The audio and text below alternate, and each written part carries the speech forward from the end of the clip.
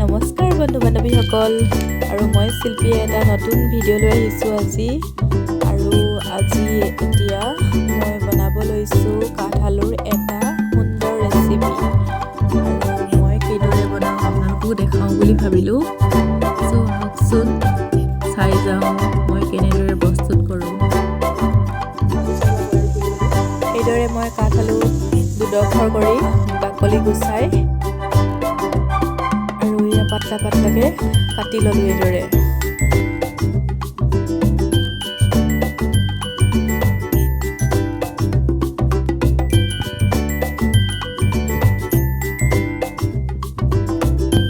এইদৰে মই নিমখ আৰু হালধি ভালদৰে সানি ল'লোঁ।